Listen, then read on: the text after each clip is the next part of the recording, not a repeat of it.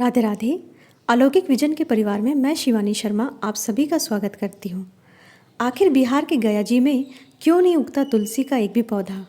क्यों ब्राह्मण कभी संतुष्ट नहीं होते? फल्गु नदी सिर्फ नाम की नदी क्यों है? और क्यों कौवा हमेशा लड़ झगड़ कर ही खा पाता है?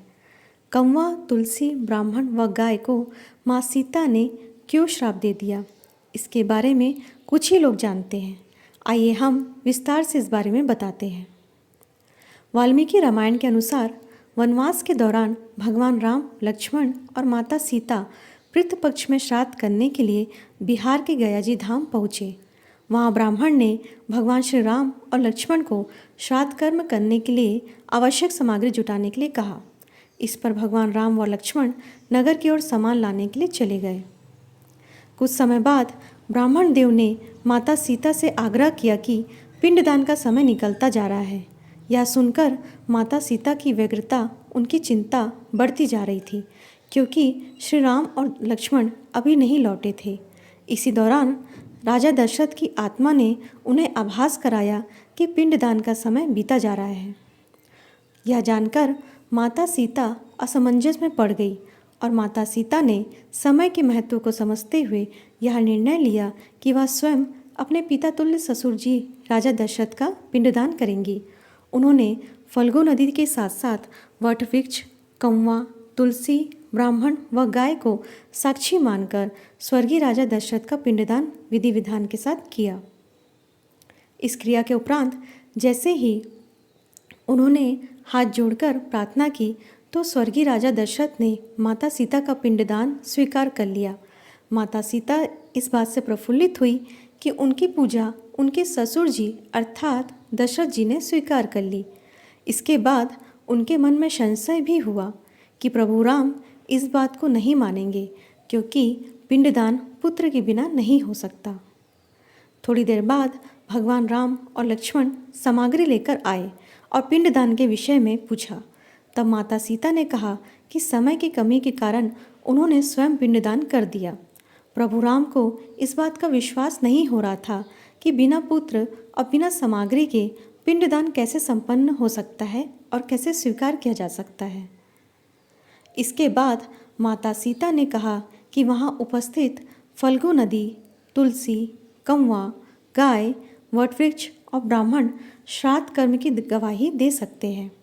भगवान राम ने जब इन सब से पिंडदान किए जाने की बात सच है या नहीं पूछा, तब फल्गु नदी, गाय, कौवा, तुलसी और ब्राह्मण इन सभी पांचों ने प्रभु राम का क्रोध देखकर झूठा वचन कह दिया कि माता सीता ने कोई पिंडदान नहीं किया है, परंतु वटवृक्ष ने सत्य कहा कि माता सीता ने सबको साक्षी मानकर विधि पूर्वक स्वर्गीय राजा दशरथ का पिंडदान किया है।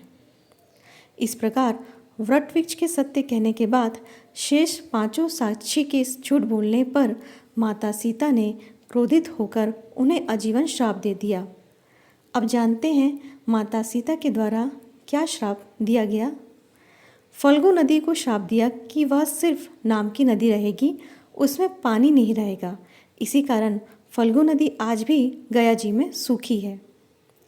गाय को श्राप दिया कि गाय पूजनीय होकर भी सिर्फ उसके पिछले हिस्से की पूजा की जाएगी और गाय के खाने के लिए दर दर भटकना पड़ेगा। आज भी सनातन धर्म में गाय के सिर्फ पिछले हिस्से की पूजा की जाती है। माता सीता ने ब्राह्मण को कभी भी संतुष्ट ना होने का और कितना भी मिले उसकी दरिद्रता हमेशा बनी रहेगी यह श्राप दिया। इसी कारण से ब्राह्मण आज भी उत्तम दान और दक्षिणा पाकर भी संतुष्ट नहीं होते हैं। माता सीता ने तुलसी को श्राप दिया कि वह कभी भी गया जी की मिट्टी में नहीं उगेगी। यह आज तक सत्य है कि गया जी की मिट्टी में तुलसी नहीं फलती। और कौवा को हमेशा लड़ झगड़ कर खाने का श्राप दिया था, इसलिए कौवा आज भी अपना भोजन अकेले नहीं खाता। और माता सीता ने वटवृक्ष को दीर्घायु का आशीर्वाद दिया। माता सीता ने जहाँ इन पांचों को श्राप दिया, वहीं सच बोलने पर वटवृक्ष को आशीर्वाद भी दिया। उसे लंबी आयु प्राप्त होगी, वह दूसरों को छाया प्रदान करेगा और पतिव्रता स्त्री उनका स्मरण करके ही अपने पति के दीर्घायु की कामना करेंगी। तो इस प्रकार यह थी माता सीता की अद्भुत कथा। इसी प्रकार के और भी कथाओं से जुड़े रहने के लिए, कथा प्रसंग से जुड़े रहने के लिए हमारे चैनल अलौकिक विजन को सब्सक्राइब करना ना भूलें और हमारे चैनल के साथ लगातार बने रहें। धन्यवाद। राधे राधे। जय श्री कृष्णा।